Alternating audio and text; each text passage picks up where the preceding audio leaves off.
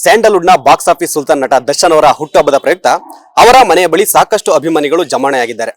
ಆದ್ರೆ ದರ್ಶನ್ ಅವರು ಮುಂಚಿತವಾಗಿ ನಾನು ಈ ಬಾರಿ ಸೆಲೆಬ್ರೇಷನ್ ಹುಟ್ಟುಹಬ್ಬವನ್ನ ಆಚರಣೆ ಮಾಡ್ಕೊಡ್ತಿಲ್ಲ, ಯಾವುದೇ ಕಾರಣಕ್ಕೂ ಅಭಿಮಾನಿಗಳು ಮನೆ ಬಳಿ ಬಂದು ಯಾವುದೇ ರೀತಿಯ ಕೇಕ್ ಆಗಿರ್ಬೋದು, ಹೂವಿನಾರ ಆಗಿರ್ಬೋದು, ಮತ್ತೊಂದನ್ನ ತಂದು ವೇಸ್ಟ್ ಮಾಡಬೇಡಿ ಅಂತ ಒಂದು ಮನವಿ ಮಾಡಿದ್ರು.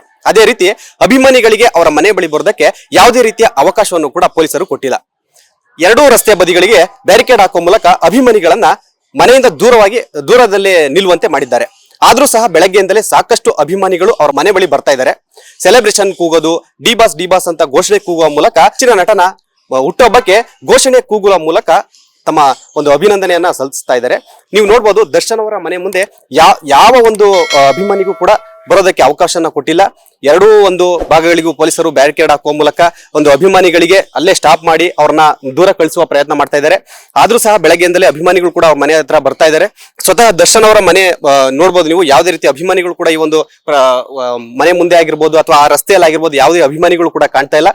ಅವರನ್ನ ದೂರದಲ್ಲೇ ಒಂದು ಅಭಿಮಾನಿಗಳನ್ನ ದೂರದಲ್ಲೇ ಕಳಿಸುವ ಮೂಲಕ ಇಲ್ಲಿ ಯಾವುದೇ ರೀತಿಯ ಒಂದು ದರ್ಶನ್ ಅವರ ಮನವಿಯಂತೆ ಅವರ ಒಂದು ಆಸೆಯನ್ನ ಕೂಡ ಫ್ಯಾನ್ಸ್ ಕೂಡ ಈಡೇರಿಸ್ತಾ ಇದ್ದಾರೆ.